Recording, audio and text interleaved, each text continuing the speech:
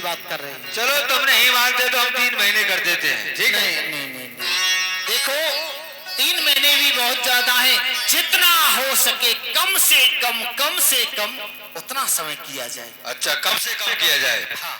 तो महाराज कम से कम 1 महीना तो लगेगा ही, इससे कम नहीं होगा। ठीक है, जब 1 महीना लगेगा तो हम आपसे ये विद्या सीखेंगे। आपको हम स्थान अपने बगीचे में दिए देते हैं, आप वहीं पर रह सकते हैं। कौन है? रानी के पास में आज चले जाते हैं, फिर जब तक विद्या सीखेंगे नहीं जाएंगे। हाँ, 1 महीने तक नहीं जाना है फिर। ठीक है, सोच लो। लेकिन कुछ कार्य हो तो जा सकते हैं। नहीं। 2-4 मिनट के लिए। अब जा सकते हो, बाद में नहीं। नहीं, 2-4 मिनट के लिए कभी नहीं। नहीं, ऐसा नहीं करो। जैसे कोई आवश्यक कार्य होता है तो उसके लिए तो जाना पड़ता है। हाँ, वो देखा जाएगा। ठीक है, ठीक है भाई, अब तुम जाओ। ठीक है, तो हम आएंगे, आप स्थान पर जाइए। पशु पक्षी अश्वपाल का रूप बना रखा है। महाराज भर्तरी माया में फंस गए। फंसा दिया गुरु गोरखनाथ जी ने। अब यहाँ पशु पक्षियों की भाषा सीख रहे हैं, तो रानी को यह समाचार मिल गया कि महाराज तो बगीचे में रहेंगे। अब दोनों पति पत्नी बड़ा स्नेह करते थे।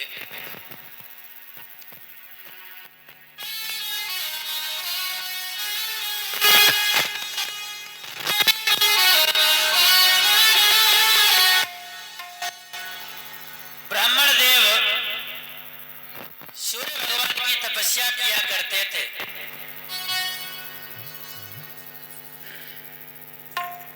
ये क्या, मेरे स्वामी को न जाने कितने दिन हो गए, अभी तक महलों में नहीं आए। पता नहीं राजकाज में इतने व्यस्त हो गए हैं, उन्हें देखे बगैर मेरे दिल को चैन नहीं आता है। अब क्या किया जाए जिससे मेरे स्वामी का पता चले, मेरे स्वामी कहाँ हैं? महारानी जी, बात यह है कि आपके जो स्वामी हैं वो पशु पक्षियों की भाषा सीख रहे हैं। कोई अश्वपाल नाम का व्यक्ति आया है जो कि आपके बगीचे में ठहरा हुआ है, इसलिए महाराज आपके पास कम आया जाया करते हैं। क्या कहा? अश्वपाल नाम का व्यक्ति राज्य में आया है? हाँ। ठीक है, तो इस समय कहाँ मिलेगा अश्वपाल? बगीचे में मैं क्यों नहीं पहले अश्वपाल नाम के व्यक्ति से ही मिलकर के आती हूँ।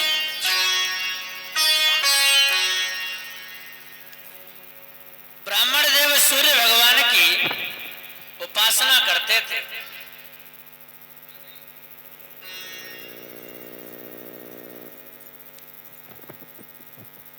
इनका नाम थोड़ा लिख लीजिए, कॉपी में लिख करके मुझे बताओ, उनको बताओ आप।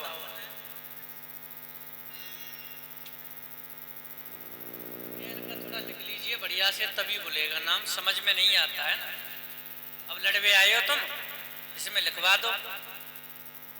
स्वामी महलों में नहीं आती और उनको देखे बगैर मेरे दिल को चैन नहीं आता है। मैंने कुछ नहीं किया है। देखो, तुम्हारे पति हैं, वो पशु पक्षी की भाषा सीख रहे हैं। मैंने कहा तुम्हारे पति को बांध रखा है। क्या ऐसा हो सकता है मैं भी अपने पति के साथ में पशु पक्षियों की भाषा सीखूं? नहीं हो सकता, तुम नहीं सीख सकती हो। दोनों पत्नी नहीं सीख सकती? नहीं सीख सकती। तो आप मेरे स्वामी को यहाँ से कब छोड़ोगे? मैंने बांध रखा है उसे। बांध नहीं रखा है, फिर भी समय आने पर हम छोड़ देंगे। जाओ, जो भी आपको चाहिए मैं आपको दे सकती हूँ, आप इस राज्य से चले जाइए। समय आने पर हम वो भी मांग लेंगे। अब तुम जाओ। मना कर दिया अश्वपाल ने। राजा यहाँ से तभी जाएगा पशु पक्षियों की भाषा सीखने के बाद। सूर्य भगवान की उपासना करते हैं एक ब्राह्मण। सूर्य भगवान ने प्रसन्न होकर के उस ब्राह्मण को एक अमरफल दे दिया, और वह अमरफल क्या क्या करवाता है। रानी से राजा को अलग कर देता है, भाई से भाई को अलग कर देता है वो अमरफल। आइए दर्शन करें।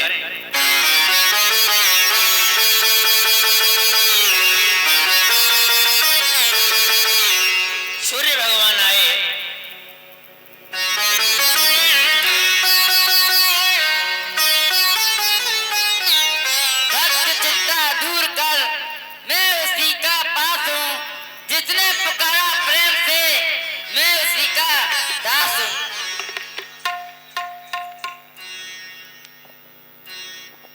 सूर्य देव को मैं प्रणाम करता हूँ।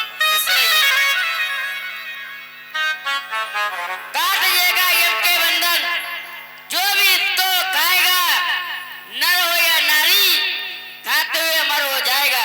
ये लीजिए अमर फल। अमर फल दिया है सूर्य भगवान ने। काट देगा यम के बंधन, जो भी इसको खाएगा, नर हो या नारी, खाते ही अमर हो जाएगा। अमर फल को महाराज भर्तरी को दे दिया ब्राह्मण ने। मैं खा के क्या करूंगा इसका?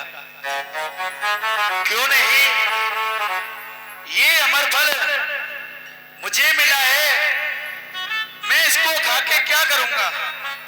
है जो यहाँ के राजा भर्तृ हैं, वो बड़े ही न्यायकारी राजा हैं। क्यों नहीं, ये अमर फल मुझे उनको देना चाहिए। चलता हूं।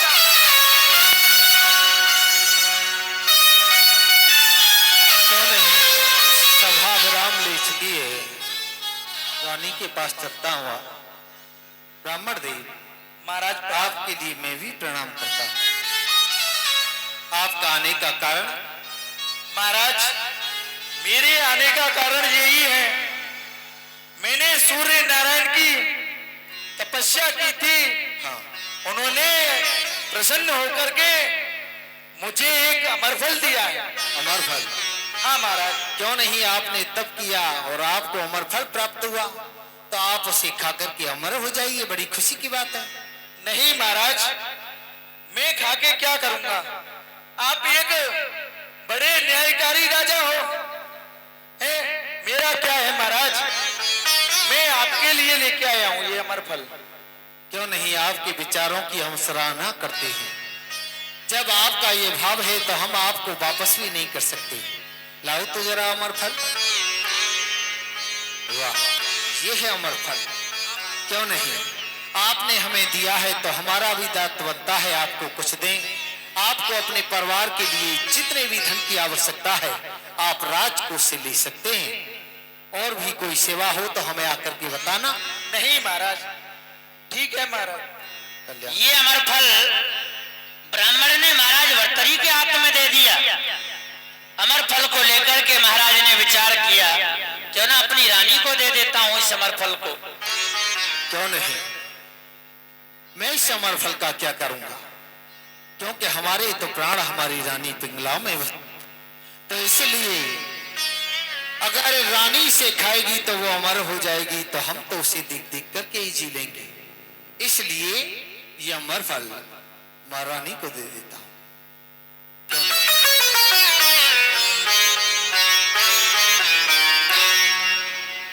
महाराज भर्तरी ने वो अमर फल अपनी रानी को दे दिया।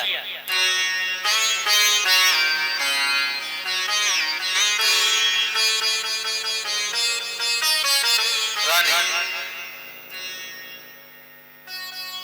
कहो स्वामी, आज हम आपके लिए एक अनमोल वस्तु लाए हैं। क्या लेकर के आए हो? देखो ये क्या है? क्या है? ये है अमर फल। रानी, तोड़ देगा यम के बंधन, जो भी इसको खाएगा, नर हो या नारी, खाते ही अमर हो जाएगा। ये अमर फल हम आपके लिए लाए हैं, आप इसे खा लो, अमर हो जाओ। ठीक है। लो। रानी के हाथ में दे दिया अमर फल। रानी ने अमर फल खाया नहीं, अपने पास रख लिया। रानी, कहो स्वामी। अब आप इसे खा लो। अभी का स्नान करके खाऊंगी। स्नान करके? हाँ। ठीक है, कोई बात नहीं, आप खा लेना, लेकिन भूलना नहीं है। अरे भूलूंगी कैसे, मेरे स्वामी ने बड़े प्रेम से मेरे लिए लाए हैं आप, तो मैं खाऊंगी क्यों नहीं। ठीक है। और 10 रुपए अभिनव शर्मा, 20 रुपए भूरे भूरे। आइए महाराज, देखिए आपको यहाँ पहरा लगाना है और ये देखना है कौन इस बगीचे में अंदर जाता है और कौन अंदर से बाहर आता है। ठीक है महाराज, केवल इतना ही देखना है।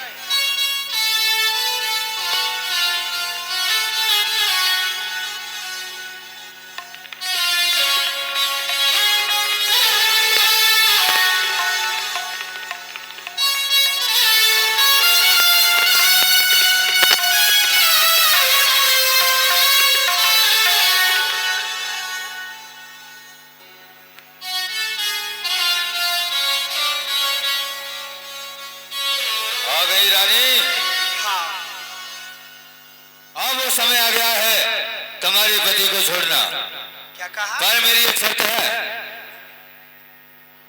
क्या शर्त है तुम्हारी? जो तुम्हारे पति ने तुमको एक अमर फल दिया है उसे लाकर मुझे देना होगा। वो भी कब?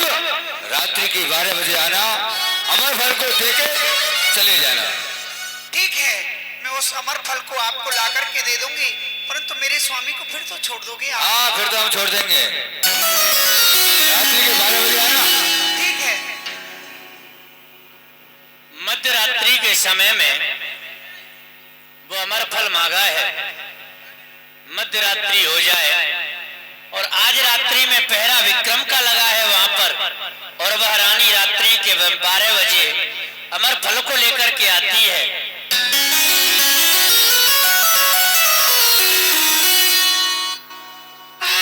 इधर आओ। कहिए महाराज। यहाँ से कौन जा रहा है, कौन आ रहा है? महाराज, अभी तो महारानी जी गई है। कोई बात नहीं है, आपके साथ हम पहरा लगाएंगे। ठीक है महाराज।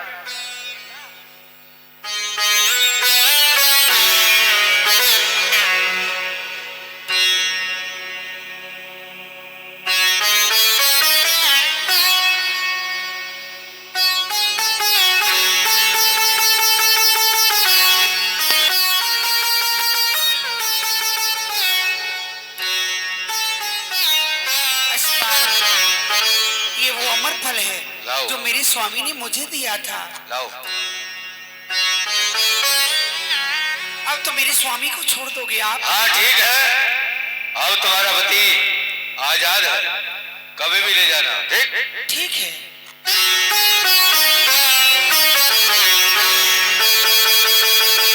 आ जाओ, इधर इधर।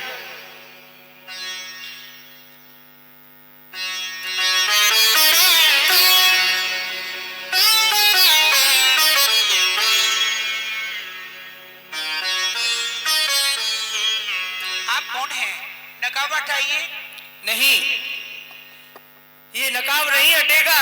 और आपको बताएं महाराज क्या क्या है कि यहाँ कोई अंदर नहीं जाएगा और अंदर से बाहर नहीं जाएगा। यहाँ हम पहरे पर हैं। ये महाराज का आदेश है। ये और महाराज का महारानी आदेश है। का आदेश है। इस समय अपने नकाब को हटाइए। नहीं नहीं, हम जानते हैं कि तुम यहाँ की राजरानी हो, लेकिन हम भी यहाँ के सेवक हैं। और आप कहती हो ये नकाब हटाइए, नकाब हटाइए। महारानी, यदि हमारे मुख से ये नकाब हट गया ना तो आपके पैरों से जमीन खिसक जाएगी। मैंने कहा ये अपने आप नकाब हटाओगे या मैं खुद हटाऊं? ठहरिए, आप क्या हटाएंगी? हम स्वयं हटाते हैं। क्या? महारानी, ये आपने, भाभी, आपने तो हमारी स्कूल की मर्यादा को ही लांघ दिया है। अरे आपने तो भाभी हमारी इज्जत से नाखून काट दिया है। ये यहाँ की आप राजरानी होकर के, वो भी एक न्यायकारी महाराज की महारानी होकर के, एक पराये पुरुष से रात्रि के समय पे मिलना, नहीं नहीं भाभी, ये आपको शोभा नहीं देता है। आप ये क्या कर रही है भाभी? अब ये राज जब ही राज रहेगा कि आप हमारी ये खड़ग लो और हमारे सीने में उतार दो। ये लो भाई।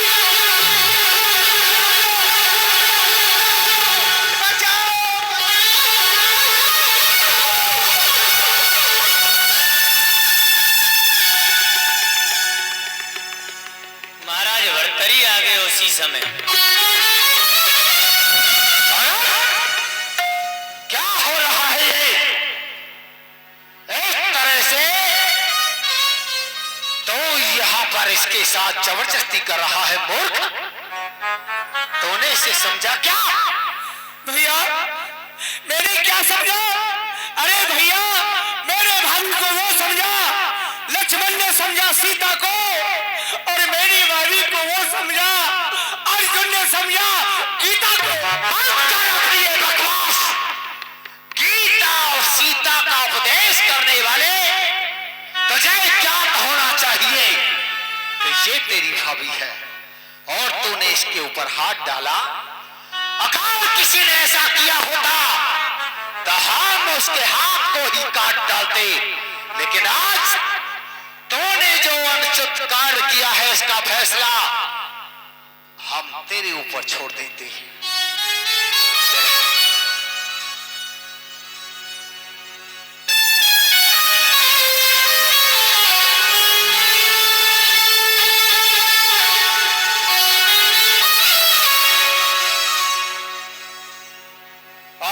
समाज के तू भरतरी है और मैं तेरा छोटा भाई विक्रम हूं।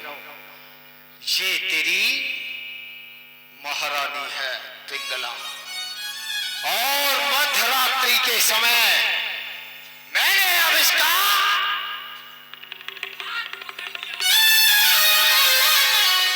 और मैं इसके साथ वही कृत्य कर रहा हूं जो कि तू कर रहा था, और तो भरतरी है।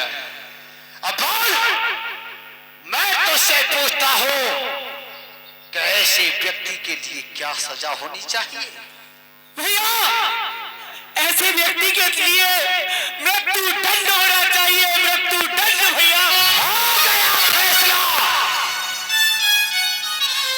मृत्यु दंड मैं तुझे नहीं दे सकता, क्योंकि तू मेरा भाई है। एक ही मां से हम दोनों ने जन्म लिया है। मैं तेरा रक्त नहीं बहा सकता, लेकिन उससे पहले मेरी ये निगाह इधर से इधर आए, यही दंड है तेरे लिए।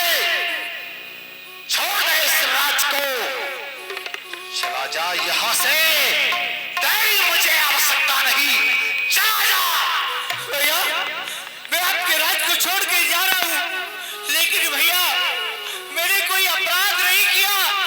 आज आपसे एक अपराध हो रहा है, ये न्याय नहीं भैया, अन्याय हो रहा है भैया, लेकिन फिर भी आप मेरे बड़े भैया हो, आप यहाँ के महाराज हो, इसलिए महाराज भर्तृ, ये आपका भाई आपके चरणों में बड़े पिता के समान आपको प्रणाम करता है, और मेरी भाभी को मेरी माता के समान प्रणाम। भैया, मैं जा रहा हूँ भैया, हमेशा के लिए जा रहा हूँ।